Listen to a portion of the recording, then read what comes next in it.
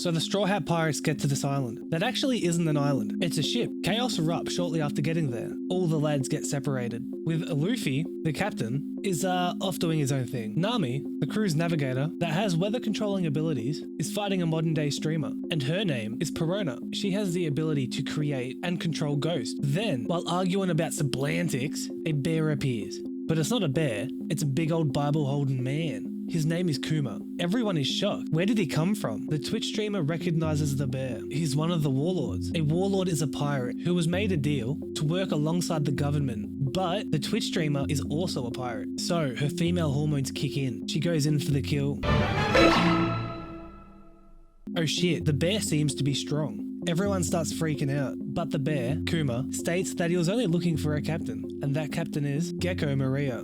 Gecko is also a pirate that turned warlord. Kuma ends up finding Gecko. Gecko wants to know what he's doing here. Kuma warns him, do not lose to the Straw Hat Pirates. Gecko gets furious, says that the likes of the Straw Hat crew will never beat him. A couple of hours go past. Gecko is defeated, but at a cost. Luffy, the crew's captain, is on the brink of death. The fight before, yet winning, was difficult, and Luffy took a lot of damage, but they won. The crew are happy. They just defeated another warlord. Everyone is celebrating when suddenly Kuma appears. Holding a phone? Snail phone. Nami is in shock, remembering what recently happened. Kuma is still on the phone. He's talking to the world government. They tell him how it's embarrassing. The Straw Hats have yet again made the government look bad. And they're angry. They give Kuma one order. Kill everyone who witnessed Gecko's defeat. Kuma responds, simple enough.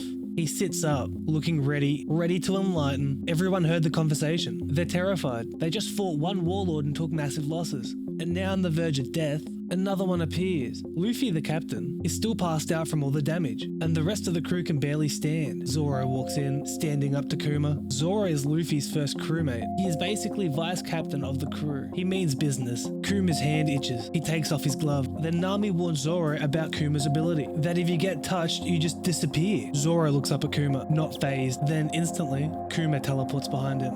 All the fodder are shook. They try and stand up to the 27-foot man-bear, but while running in, they get caught by a paw slap that goes through each one of their bodies. Instantly after that, he teleports back behind Zoro, giving him that 7 PM prison look. Zoro turns around to face him. There's quite a height diff. Kuma looks down at Zoro, saying that he will start with him. Fodder try and defend Zoro, but his male hormones let them know that he is ready. He will give him the fight that he wants. Zoro, with 2 of his 3 swords, makes his move. He slashes towards him, with Kuma instantly teleporting away. Zoro looks back. Nothing there. Then he looks up. Oh shit. They go back and forth, but there is a clear difference in power. Zoro is too injured. Kuma lifts his hand, giving us the first look of where his power comes from. Then Zoro shoots. The charge bounces off Kuma's palm. Then Kuma gives Zoro an explanation of his power. He ate a devil fruit. A devil fruit is a fruit, and when you eat it, you get a power. Kuma goes on to say that he is able to deflect anything he wishes. The rest of the crew laugh. They thought nothing of a cat paw. Then instantly, the crew's shipwright, Frankie, takes a shot from Kuma. The crew are stunned because Frankie is a cyborg. How could it damage him? Then Kuma explains he can deflect air pressure at light speed that can make a shockwave, and it can pierce through anything. Then out of nowhere, Kuma plants his big old feet right into the ground. Zoro senses danger, putting his 3rd sword into his mouth. Kuma then goes on to shoot not one, but hundreds of shockwaves.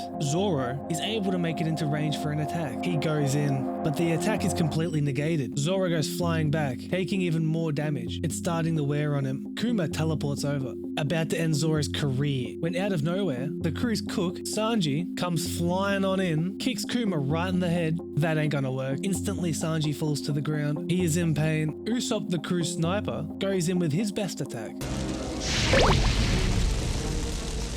All the crew are now injured. Kuma, sensing this, knows it's time to end it. He blows up another bubble, but this time, it's bigger. Then slowly, it starts to compress. He's compressing all this pressure, making it into a massive shockwave bomb. Eventually, it gets fully compressed. He then gives everybody an option. Either give Straw Hat Luffy over, or die. The crew, and even the fodder, say nah, we good, so Kuma throws out his bomb.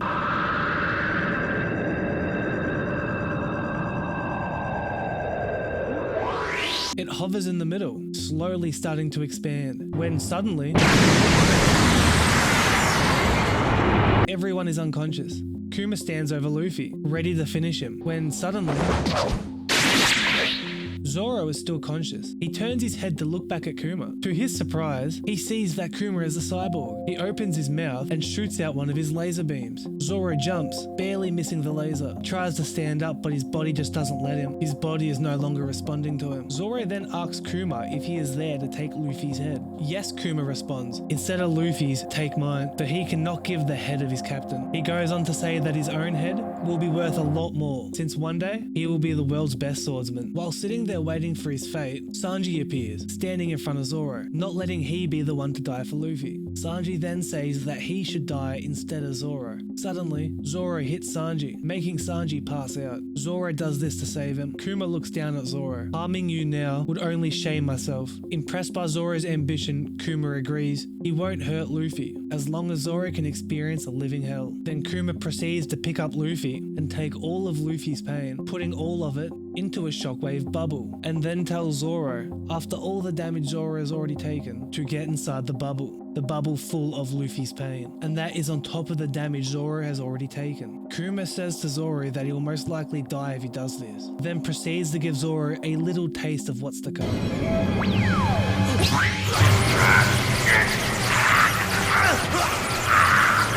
Zoro is now standing in front of the bubble. Then, out of nowhere, he jumps in. Everything goes to black.